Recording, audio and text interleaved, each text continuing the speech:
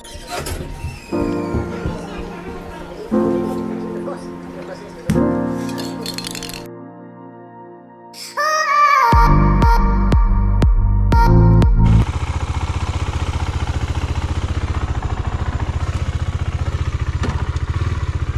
అందరికి, ఎట్లూరు అందరైతే మంచిగా ఉన్నారు అనుకుంటున్నా. This is Karthik and welcome back to our channel.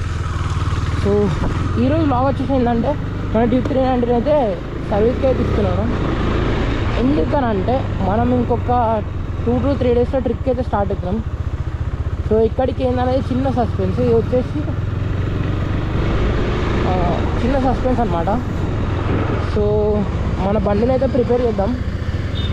ఏమైనా స్టిక్కరింగ్ కానీ ఏదైనా ఉంటే మాత్రం చూద్దాం మనం.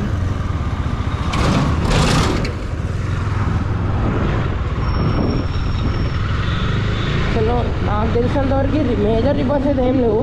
ఒకటి హ్యాండిల్ కొంచెం లూజ్ ఉంది, ఇది ఒకటి చెక్ చేయాలి. ఇంకోటి ఏంటంటే చిన్న కాకపోతే ఇది మన డిస్క్ బ్రేక్ కొడుతుంటే మాత్రం ఇక్కడ ఏమో ఇట్లా రాకినట్టు సౌండ్ వస్తుంది, అదొక చూపించాలి. అదే మేజర్ అనుకుంటా. ఇంట్రెస్టింగ్ ఏముండ చెప్పడానికి. సో నేనైతే షోరూమ్ దగ్గరికి వెళ్ళిన తర్వాత అయితే బ్లాగ్ అయితే కంటిన్యూ చేస్తాను. సో మనమైతే షోరూమ్ దగ్గర కూడా వచ్చేస్తాం. వచ్చే ముందే కాల్ చేసాను నేను, నాకు ఏమంటే ఇద్దాం.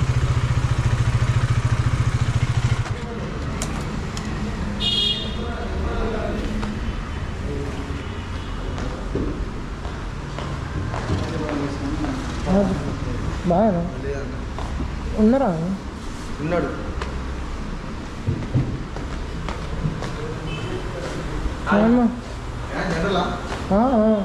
ఫోన్ చేస్తాను నేను. సో ఇప్పుడైతే బండి అయితే వాషింగ్ తీసుకోవచ్చారు. అండ్ జనరల్ సర్వీస్ ఎస్టిమేషన్ వచ్చేసి 3-5 వరకు అయితే అంటుంది. చూద్దాం ఏమేమి మారుస్తారు.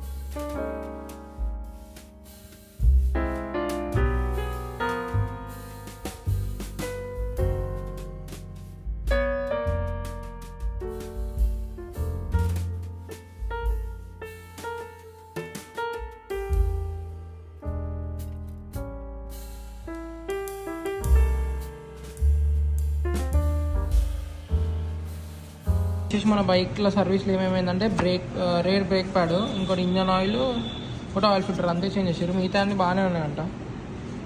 బాగానే ఉన్న సెన్స్ ఏంటంటే రీసెంట్గా మనం అయితే చేంజ్ చేపిస్తుందండి. ఇప్పుడైతే మనకి బిల్ అయితే 2509 రూపీస్ అయితే అయింది.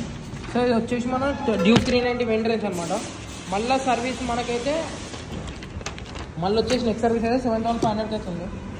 సో ఇప్పుడు ఇది వచ్చేసి నార్మల్గా నాకు వచ్చేసి అయితే ఆ ఎయిర్ ఫిల్టర్, ఫ్యూయల్ ఫిల్టర్ పడలేదు కాబట్టి మనం అప్రాక్స్ ఎంత అనుకోవాలంటే 3500 అయితే ఎస్టిమేషన్ ఉంటుంది. సో మనకి అన్నీ బాగున్నాయి కాబట్టి ఇంత తక్కువ అవుతుంది. సో మన అన్న అయితే కొంచెం ట్రిప్ అవుతున్న అయితే హెల్ప్ చేసిండు. థ్యాంక్ యూ అన్న. సో లేబర్ కూడా తక్కువనే తీసుకున్నారు, మా వాళ్ళు 500 తీసుకున్నారు.